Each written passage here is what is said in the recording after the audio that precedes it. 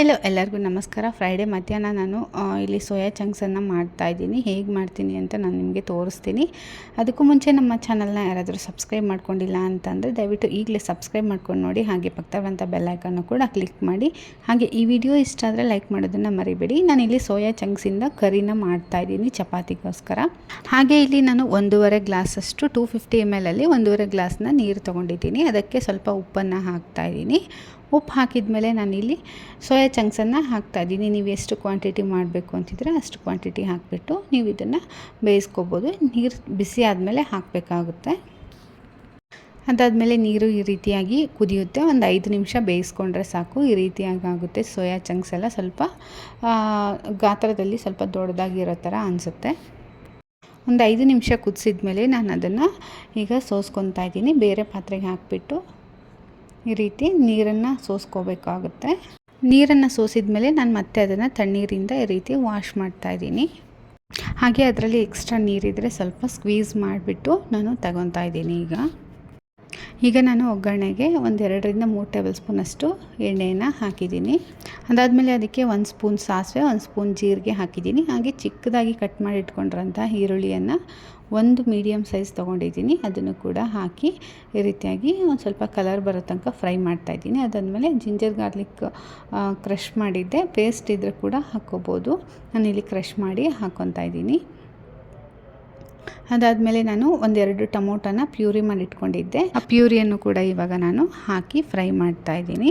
Tomato ಬೇಕಿದ್ದರೆ ಹಾಗೆ ಹೆಚ್ಚು ಕೂಡ ಹಾಕ್ಕೋಬೋದು. ಸ್ವಲ್ಪ ಗ್ರೇವಿಯಾಗಿ ಕನ್ಸಿಸ್ಟೆನ್ಸಿ ಬರಲಿ ಅನ್ನೋದಕ್ಕೋಸ್ಕರ ನಾನು ಈ ರೀತಿ ಪ್ಯೂರಿ ಮಾಡಿದ್ದೀನಿ.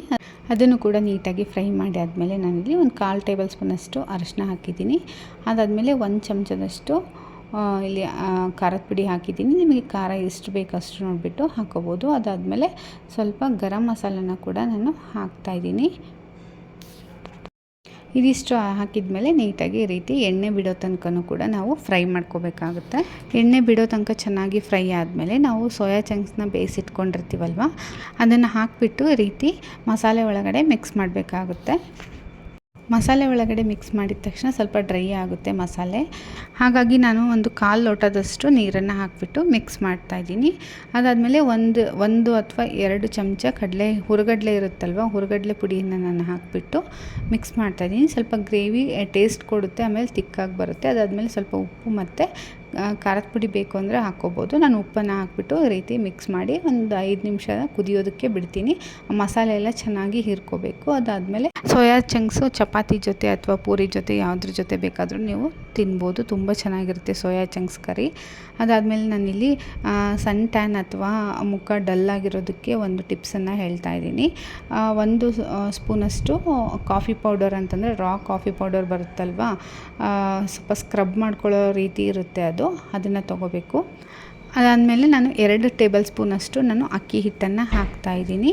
ಅಕ್ಕಿ ಹಿಟ್ಟು ಹಾಕಿದ್ಮೇಲೆ ಅದಕ್ಕೆ ನೀವು ರೋಸ್ ವಾಟರ್ ಇದ್ದರೆ ರೋಸ್ ವಾಟರ್ ಹಾಕ್ಕೋಬೋದು. ನಾನಿಲ್ಲಿ ಜಸ್ಟ್ ನೀರನ್ನು ಹಾಕ್ಬಿಟ್ಟು ಈ ರೀತಿ ಮಿಕ್ಸ್ ಮಾಡ್ತಾಯಿದ್ದೀನಿ. ಇಲ್ಲ ಅಂತಂದರೆ ಹನಿ ಕೂಡ ನೀವು ಆ್ಯಡ್ ಮಾಡ್ಕೋಬೋದು, ಇಲ್ಲ ಶುಗರ್ ಆ್ಯಡ್ ಮಾಡ್ಕೋಬೋದು. ನಾನು ಹನಿ ಶುಗರ್ ಎರಡನ್ನೂ ಆ್ಯಡ್ ಮಾಡ್ಕೊಂಡಿಲ್ಲ. ನಾನು ಕಾಫಿ ಪೌಡರು ಈ ರೀತಿ ಸ್ಕ್ರಬ್ ಮಾಡೋ ರೀತಿಯಲ್ಲಿ ಇರೋದ್ರಿಂದ ನಾನು ಶುಗರ್ ಏನು ಆ್ಯಡ್ ಮಾಡ್ಕೊಂಡಿಲ್ಲ. ನೀವು ನಾರ್ಮಲ್ ಸ್ಮೂತಾಗಿರೋ coffee powder, filter coffee use ಮಾಡ್ತೀರಂದರೆ ಸ್ವಲ್ಪ ಸಕ್ಕರೆ ಹಾಕಿದ್ರೆ ನಿಮಗೆ ಚೆನ್ನಾಗಿ ಅನಿಸುತ್ತೆ ಫೇಸ್ ಸ್ಕ್ರಬ್ ಮಾಡ್ಕೊಳ್ಳೋದಕ್ಕೆ. ಕಾಫಿ ಪೌಡರು ಮತ್ತು ರೈಸ್ ಪೌಡರು ಎರಡೂ ಕೂಡ ತುಂಬ ಒಳ್ಳೆ ಸ್ಕ್ರಬ್ಬರ್ ಅಂತಲೇ ಹೇಳ್ಬೋದು. ಹಾಗೆ ಕಾಫಿ ಪೌಡರು ಟ್ಯಾನ್ನ ರಿಮೂವ್ ಮಾಡುತ್ತೆ, ಹಾಗೆ ರೈಸು ಮುಖನ ಗ್ಲೋ ಮಾಡುತ್ತೆ, ಹಾಗೆ ಸ್ಕ್ರಬ್ ಮಾಡೋದಕ್ಕೆ ಕೂಡ ಹೆಲ್ಪ್ ಆಗುತ್ತೆ. ಹಾಗಾಗಿ ನಾನು ಇದನ್ನು ಯೂಸ್ ಮಾಡ್ತಾಯಿದ್ದೀನಿ. ಇದನ್ನು ಎರಡನ್ನೂ ಕೂಡ ನೀಟಾಗಿ ಮಿಕ್ಸ್ ಮಾಡ್ಬೋದು. ಅಲೋವೆರಾ ಜೆಲ್ ಇದ್ದರೆ ಅಲೋವೆರಾನು ಕೂಡ ಹಾಕ್ಬೋದು.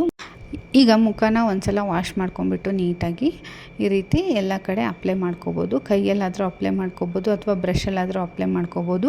ನಾನು ಸ್ಪೂನಿಗೆ ಹತ್ತಿತ್ತಲ್ವ ಹಾಗೆ ಅದರಿಂದನೇ ಹಚ್ಕೊಂಡೆ ಅಷ್ಟೇ. ನೀಟಾಗಿ ಎಲ್ಲ ಫೇಸ್ಗೆಲ್ಲ ಅಪ್ಲೈ ಮಾಡ್ಕೋಬೇಕು. ಅಪ್ಲೈ ಮಾಡ್ಕೊಂಡ್ಮೇಲೆ 1-2 ನಿಮಿಷ ನೀಟಾಗಿ ಸ್ಕ್ರಬ್ ಮಾಡಬೇಕಾಗುತ್ತೆ.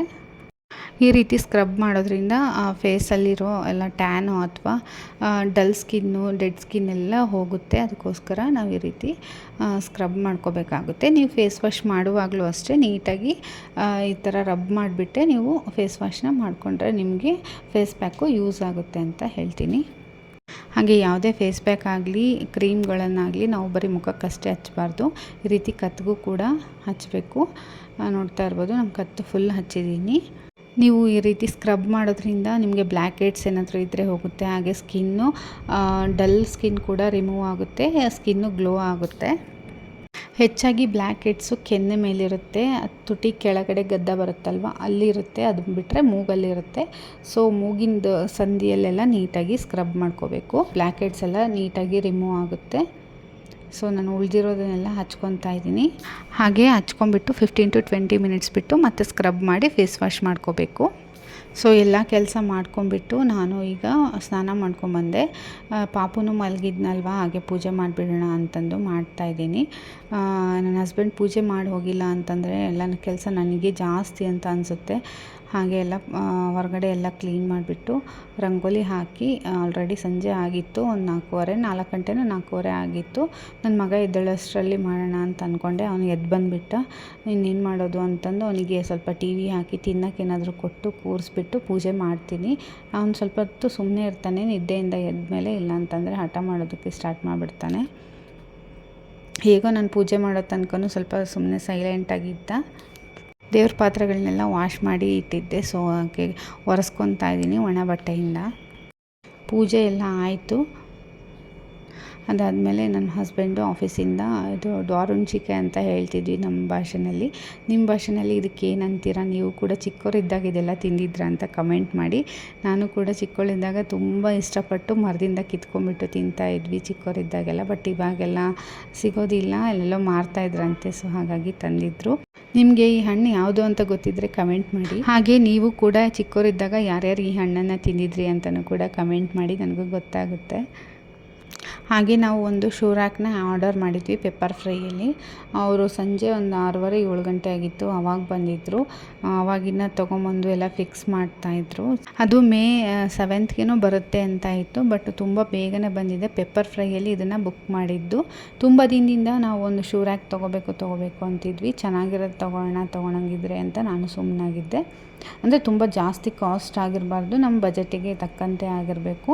ಇಂಟೀರಿಯರ್ ಹತ್ರ ಮಾಡಿಸ್ಬೋದಿತ್ತು, ಬಟ್ ಅವರು ಜಾಸ್ತಿನೇ ಹೇಳಿದರು ಕಾಸ್ಟು. ಸ್ಲಿಪ್ಪರ್ ಸ್ಟ್ಯಾಂಡ್ಗೆಲ್ಲ ಅಷ್ಟೊಂದು ಬೇಡ ಅಂತ ಅವರೇ ಹೇಳಿದ್ರು, ಮಾಡಿಸೋದು ಬೇಡ, ಅದು ತುಂಬ ಕಾಸ್ಟ್ ಆಗುತ್ತೆ ನಮ್ಮ ಹತ್ರ, ನೀವು ಬೇರೆ ಎಲ್ಲಾದರೂ ತೊಗೊಳ್ಳಿ ಹೊರಗಡೆ ಅಂತಂದು ಹೇಳಿದ್ರು ಅವರು. ಹಾಗಾಗಿ ನಾವು ನಿಧಾನಕ್ಕೆ ನಮ್ಗೆ ಬಜೆಟ್ಟಿಗೆ ಆಗೋ ರೀತಿಯಲ್ಲೇ ತೊಗೊಳ್ಳೋಣ ಅಂತಂದು ಸುಮ್ಮನೆ ಆಗಿದ್ವಿ. ಅಂದರೆ ವಿತ್ ಸೀಟರ್ ಬೇಕಿತ್ತು ನಮಗೆ. ವಿತ್ ಸೀಟರ್ ಇರೋದನ್ನೇ ತೊಗೊಂಡ್ವಿ. ತುಂಬಾ ಚೆನ್ನಾಗಿದೆ, ತೋರಿಸ್ತೀನಿ.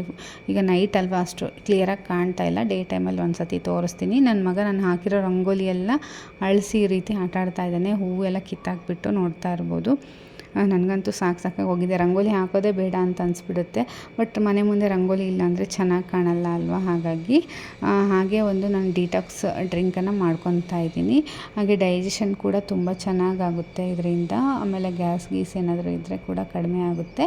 ಹಾಗೆ ಮೆಟಬಾಲಿಸಮ್ ಕೂಡ ಜಾಸ್ತಿ ಆಗುತ್ತೆ. ಅದಕ್ಕೆ ಏನೇನು ಹಾಕಬೇಕು ಅಂತಂದರೆ, ಒಂದು ಸ್ವಲ್ಪ ಜೀರಿಗೆ ಹಾಕಿದ್ದೀನಿ, 1 ಸ್ಪೂನಷ್ಟು ಜೀರಿಗೆ, 1 ಇಂಚ್ ಚಕ್ಕೆ, ಹಾಗೆ ಪುದೀನ ಮತ್ತು 1 ಇಂಚಷ್ಟು ಶುಂಠಿನ ಹಸಿ ಶುಂಠಿ ಹಾಕಬೇಕು. ಅದಾದಮೇಲೆ ಲೆಮನ್ನ ಪೂರ್ತಿಯಾಗಿ ಹಾಕಿ ಒಂದು 5 ನಿಮಿಷ ಚೆನ್ನಾಗಿ ಕುದಿಸ್ಬೇಕು. ಮತ್ತು ಇದನ್ನು ನೀವು ಕುದಿಸಿದ ಮೇಲೆ ಮತ್ತೆ ರಿಯೂಸ್ ಮಾಡ್ಕೋಬೋದು, ಮತ್ತು ನೀರು ಹಾಕಿ ಮತ್ತೆ ಕುದಿಸ್ಕೋಬೋದು. ಸೊ ಈ ವಿಡಿಯೋ ನಿಮಗೆಲ್ಲ ಇಷ್ಟ ಆಗಿದೆ ಅಂತ ಅಂದ್ಕೊತೀನಿ. ಈ ವಿಡಿಯೋ ಇಷ್ಟ ಆದರೆ ಲೈಕ್ ಮಾಡಿ, ಶೇರ್ ಮಾಡಿ. ನಮ್ಮ ಚಾನಲ್ನ ಇನ್ನೂ ಯಾರಾದರೂ ಸಬ್ಸ್ಕ್ರೈಬ್ ಮಾಡ್ಕೊಂಡಿಲ್ಲ ಅಂದರೆ ದಯವಿಟ್ಟು ಸಬ್ಸ್ಕ್ರೈಬ್ ಮಾಡ್ಕೊಳ್ಳಿ, ಸಪೋರ್ಟ್ ಮಾಡಿ. ಹಾಗೆ ಲೈಕ್ ಮಾಡೋದನ್ನು ಮಾತ್ರ ಮರಿಬೇಡಿ. Thank you.